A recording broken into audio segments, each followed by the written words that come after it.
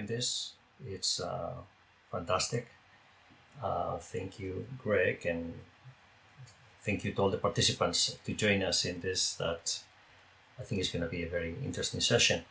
The subject matter of the presentation is going to be cryptocurrencies and how to build a market dashboard on cryptocurrencies.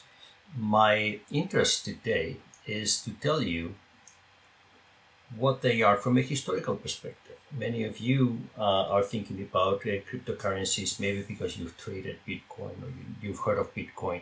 But I want to put a historical perspective on cryptocurrencies so that we get a very good sense of what they are from a historical perspective, so we can get an understanding of what they may be in the future. I always like to understand the past so we can see what the future is like. And I want to start with a question. How many currencies do we see in the future? It's a question I like to ask, and I like to debate, and I like to discuss.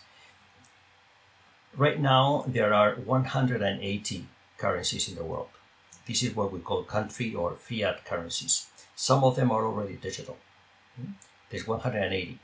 We also have cryptocurrencies, which are used as payment vehicles, like Bitcoin. But there's also new coins that are beginning to come up. I call them asset-backed coins, which are indistinguishable from the cryptocurrencies, with the difference is that they actually have some value attached to them. So before we answer the question how many currencies we see in the future, I want you to be aware of what is happening today. This is the most advanced type of development on the creation of new coins. And I want you to consider this, which I call a sports fund. Take a professional player, your favorite basketball player, which is very young, usually before they become famous in their career. So what's happening today is there are companies that approach these professional players. They know they're going to have a very successful, or they suspect they're going to have a very successful sports career, which means that in the future will make a lot of money through their own income, through merchandising, through branding, advertising. So they go to them with a proposal, which is to fund their initial years in their career when they are still not very successful financially, in return for their future revenue, so to speak. But this is done with a twist. The twist is that you create a market out of this. You securitize this money you give to the professional players, and you create a coin out of that, a coin which is traded on a blockchain that you can trade and you can sell to other people. This coin is backed by the future value of the cash flows of these professional players. This is happening. This is real. The interest here is that the future value of these coins is linked to not only how successful these players are going to be, but also how famous they are going to be. There's a fame element to the value of these coins in the future. And it will so happen that some fans of these players in the future will perhaps even pay a premium for these coins. Very interesting, very interesting. New creation of a new coin, a new currency, which is actually linked to the name of a person. Okay, and to understand the significance of this, I want to remind you how trading works. And I use this very simple game that I use where I want to understand trading, which is a very good model for how trades happen of almost anything, whether it's gold, Bitcoin, or Apple stock. And I'm trying to do it very quickly. I don't have time. I don't want to spend time on a very deep analysis of what's happening here, but I want to propose two games, or so to speak, two trades to people. One is what I call game one. You have a choice. You can earn $900 for free, for sure, or you can earn $1,000 with a 90% probability and zero with a 10% probability. What do you choose?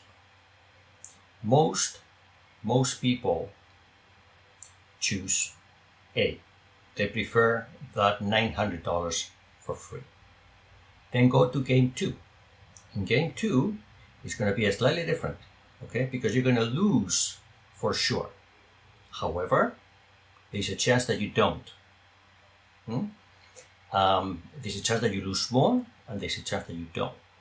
Okay? Very few people choose A. People usually choose B. There's always hope. They say that, well, there's hope, there's life. So this reflects to a different choice for game 2. If you do very simple math, you will see that all choices are really the same, and there's no rational reason why one is better than the other.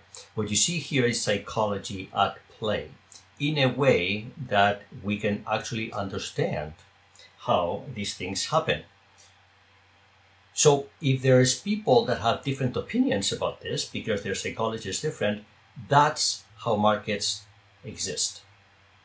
People have choices, people have preferences, usually dictated not by rational behavior, but by either their psychological perspective on things, their understanding of the world around them, the information they have access to, or anything else. It doesn't matter. The things that when there's differences of opinion, you have trades, you have commercial activity. And this is a good example of that.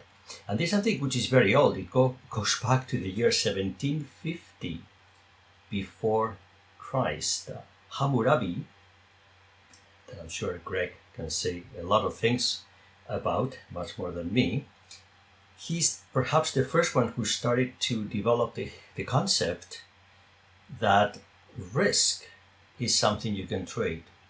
He was, in a certain sense, the first person to create an insurance company 4,000 years ago. This is what trade is trading of risk. By the way, another favorite example I have is this one, which is Thales, or Thales, as they say in North America, a very famous mathematician. You may know his famous theorem about the two parallel lines. Okay, well, he also did other things, and one thing he did in Greece, he saw that there was going to be a very big olive harvest coming up. So he went around to the mill owners in the area and bought the right to use their mill whenever he wanted one day. So when the olives came in big numbers, he exercised his option, and then that day the mill was his to use. That was the deal he had negotiated.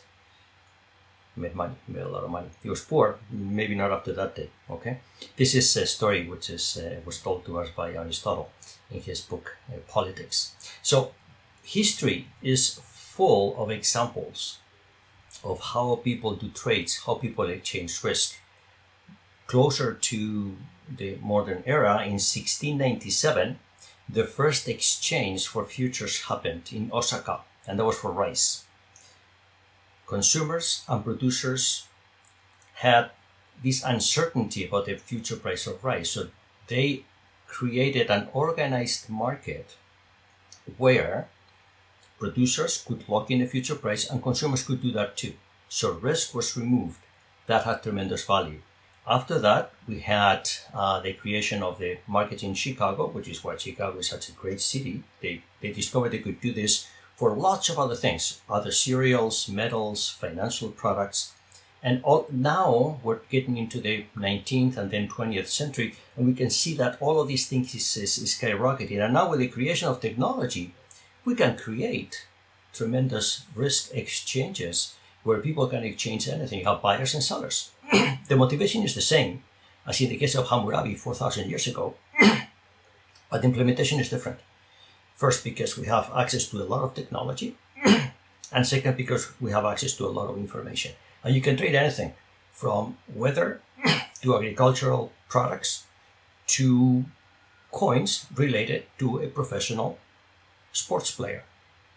It doesn't really matter. The underlying elements are exactly the same. And I want to end with the answer to the question that I started with. How many currencies in the near future? My prediction is that soon there will be more currencies than people. Every person will generate at least one currency, probably more. In the case of professional sport players, they already have their currency. You may think, well, I'm not famous. How can I have my currency? Well, maybe you're not famous, but maybe you have a home. Maybe your home is going to become a coin. It has value. Instead of getting a mortgage, maybe what you do is you finance your mortgage. You finance that coin by selling it on a blockchain. And then guess what? It becomes a cryptocurrency. So cryptocurrencies are ubiquitous. Right now, we have only a few of them. Some of them are listed here. Bitcoin and Ethereum, everybody knows them. But maybe you don't know about the eCFA, which was created in Senegal, or the dinar, created in Tunisia, which was the first cryptocurrency approved by a country. And maybe I think you all know about the yuan, created by China, which is an official currency in China. So this thing that I'm talking about is just beginning, but it's here to stay.